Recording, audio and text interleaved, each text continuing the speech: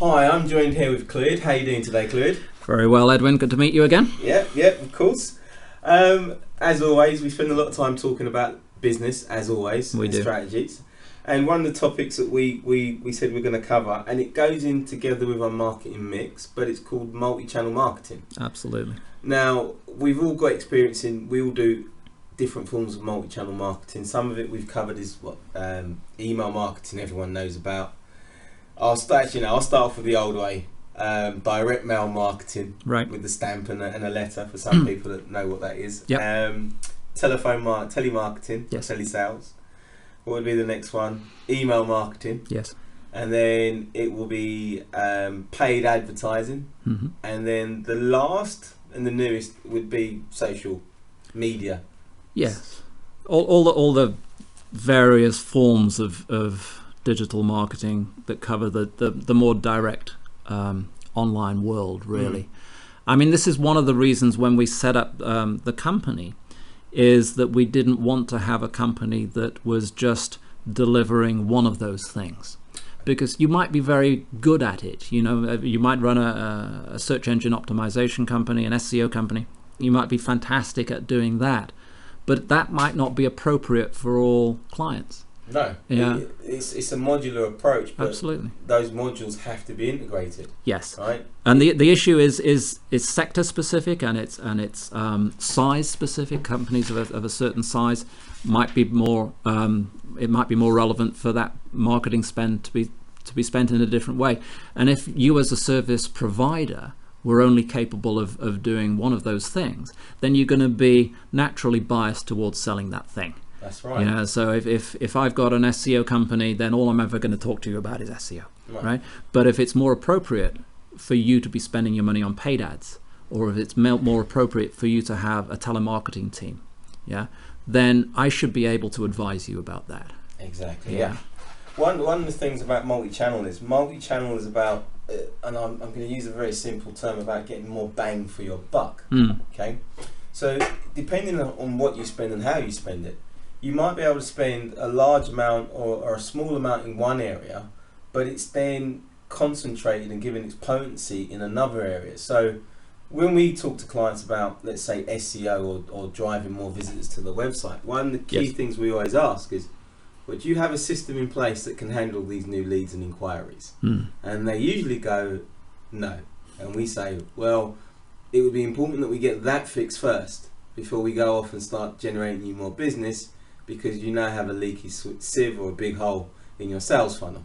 So in terms of the modular approach, how would you, I know what we do, but for Absolutely. our listeners, Well, what would be your approach? let me give you an example. It's probably, if we tie it back to a case study, if you like, so that people can really understand how this can work in practice.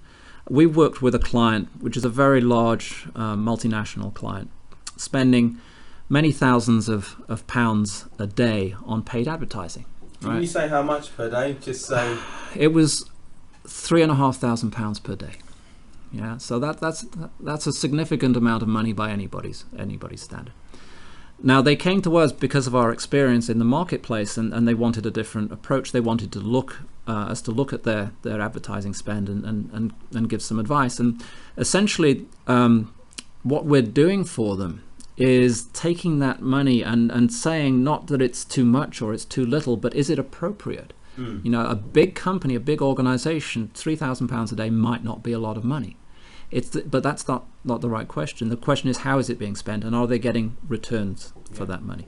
So, for example, it was all being concentrated in one area. They were spending a lot of money on paid advertising, which wasn't driving the correct type of business that they wanted. Well, we know there's another thing with that. It's a cultural thing as well. Some of their keywords were slightly off of the market that they're targeting, and so forth. Right? But they had no way of analyzing that. And that's where it ties back to analytics, to CRM, client relationship management systems, to the salespeople, to the social media streams. So what we're doing is breaking that campaign into many different streams, into a true multi-channel advertising campaign. So effectively, you go across multiple different platforms. So instead of Google, they could be using Facebook ads, they could be using LinkedIn, they could be using Twitter. Yeah, but not just evenly split. You've got to test. Yeah. Which one of these channels is producing what type of business? Well, can I ask, with testing, yes, that involves one key element: time. Yeah. You need to have X amount of time to measure the results. Yes. Analyze the results, and then chart your next step forward using those sorts of data. Yes. So I'm going to ask you, how much time would you say is ideal for such a project, or any scale? In this case, of course. I mean, for this case, it would be a 3-month project. 3 months. So it's a defined period of time. You need enough time to get the statistical results back, because you can do something in a week, but the following week it might come back different. Yeah. So you don't know. You need to give it a reasonable amount of, because also what you need to do is change things. Exactly. Yeah. Put up different ads, different wording, different colors, different landing pages. All of these things take time both to implement and also to test. It's an evolution. Yes. It's an evolution of what you're trying to achieve. Absolutely. Now, one of the key things that we get from multi-channels or any form of marketing is it's got to work within a certain time frame. Of course. And we're going off a little bit off topic but what would you say is a time frame for this sort of project? What is the life cycle of it? Sure. I mean, the goal for this particular one, and it can be shrunk down to a much more manageable for an SME, but the goal is still the same. You need a certain amount of time to test. What then happens is at the end of the test is that it's important to do a proper evaluation. So you need to look at the results and say, has it been successful? Has it not? What has worked? What has not worked? You take what has worked and you scale it up. Yeah, and then you pass, for example, this was a paid campaign running adverts in Google AdWords and across multiple channels. You take the best of that and you pass it over to your social media team. That's right. And you pass it over to your web developers, and you pass it over to the SEO guys and your content creation teams. That's right. Yeah, and they concentrate now on all of the good stuff, all of the positive results, and they build their own campaigns around that. Yeah. So one feeds off the other. And that's what, if some of you don't know this, it's called Pareto's Law, which is the 80-20, well, 20-80 principle or 80-20 principle. And that just means that basically you take your most potent 20% of what works, which usually gives you 80% of your returns, yes, and you focus on that 20 for that particular section, then you go off and find another 20% that works. Absolutely. So it's kind of like a mining process. Yes. And then you bring it home, and then you turn it into gold or diamonds or whatever it is to get the results. But if you tried to do that up front, if you tried to kick off, a social media campaign, you could be wasting a lot of money. Yeah. And people do. They just throw money at these things and hope that some of it sticks. But do you think that's because it's popular and people just buy, like we've mentioned in other podcasts, people have just sold an easy what's the word? An easy dream, so to speak, rather than saying, look, if you put some time behind this will work really well. Yes. You'll spend just the same amount of money. You might have to work a little bit harder with us to get you where you need to go, but once it's in place. Do you think that's what happens? I think so. There's a lot of bad social media going on out there, and it's not bad in the sense that it's bad content. It's just not focused. So it's wasted time and effort. And from a business perspective, that's bad. Yeah. So what I would say is try wherever possible to have a campaign based on analytics and based on data. You have to get back to one of our other discussions. You have to know where the bus is going. There's no point just driving. Well, that's another. I would cover this in. We've got time. We'll take this to 10 minutes, I think, today. I would like to ask you about objectives and goals, because we have this. It's always a challenge with clients. Our good clients always understand they've got a long-term approach. They know what's on. Yes. Can you, how do you get a client to actually make sure they've got clear, realistic objectives? Yes. I mean, don't get me wrong. If I came to you and said, look, Clid, I've got a marketing budget, 3 months. I want to take over the entire space in digital cameras. Here's my spend, and I expect this amount of success in 3 months. How would you then bring that expectation into realistic reality. A realistic reality. Well, we do that. I mean, that's kind of what we do, and that's part of the strategy that we bring as the experts that we've put together, right? If you look at our background, I've got a marketing background in New York and in London. You've also worked in the financial sector of London over many, many years. Yeah, and that gives you the experience of how to deal with large marketing campaigns, large corporates, large companies, but also it allows you to scale down to the smaller. Yeah. So, and that's where I've seen a lot of value. We've talked about big budgets, the multi-million-pound marketing campaigns that we're involved with, but they're easy in a sense because you can throw money at them, right? Yes. But if you've got to be agile. Absolutely. If you're talking to a small business who has $500,000 turnover to $1 million turnover, they're running their business watching the cash flow very carefully. Every kind of penny has to be accounted for. So if they're going to put some money onto the marketing, they're going to want to see results. And I think that's where we can help a lot, because we can, instead of going to them and saying, oh, you need a multi-channel marketing campaign, you need this and you need that, for their particular business and their particular sector, we can say, look, what is the best practice? Yeah. For our experience, we understand that, for example, a small hotel chain or a small chain of restaurants, it might be that we know that the best return is going to be spent with local marketing based around things like reputation. Yeah. Yeah. Now, we could test that till we're blue in the face, but we kind of know that sector very well.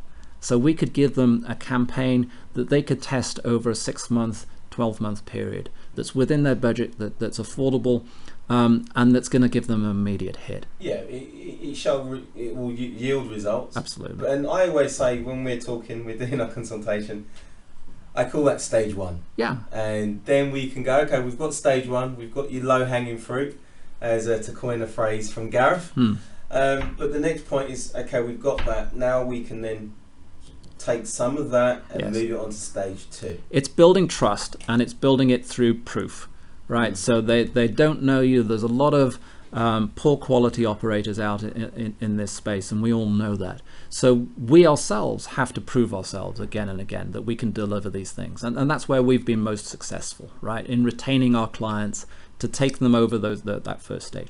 Once you're past that hurdle, everything becomes a little easier, because by definition the marketing campaign is driving revenue. Exactly. And once you've got your revenue going up, there's no argument about spending more. Exactly. Right? You can either scale up the effort in that particular sphere, you do more, or you can then start experimenting a little bit in bringing in other forms of marketing. You can look at paid advertising. You can look at building up your authority through content generation, social media, and your search engine following, Absolutely. Social groups as well. It depends on what the business is, Absolutely. or what the objectives are. So you mentioned restaurants. Yes. Restaurants is reputation. Absolutely. Let's say not necessarily estate agents. I'm trying to think where videos would be a powerful medium for. Estate agents is a good example. It's a highly competitive sector. There's probably an average of 17 estate agents on every high street. And how do you differentiate yourself in that market? Yeah. And the fact is that you can. And you can do it through different ways. You can get yourself on the top of the Google searches. So if people, start looking for, an estate agent in West London, you can be on that first page. There is defined methodology that will get you there. You can put paid ads that will get you there. You can build up your reputation. You can, and how you get those reviews and testimonials published, we can advise on that. Well, yeah. I mean, if you listen to our first podcast, second one, which is Marketing Mix, we talk about social proofing. So, for example, I mentioned Amazon as a perfect example. Yes. Of I sell Sony TVs. We know Sony's got a good reputation, but I still want to go out and find out what that personal experience of that product was. So you go and check your reviews, and that's no difference between a restaurant, an estate agent, and lawyers. Yes.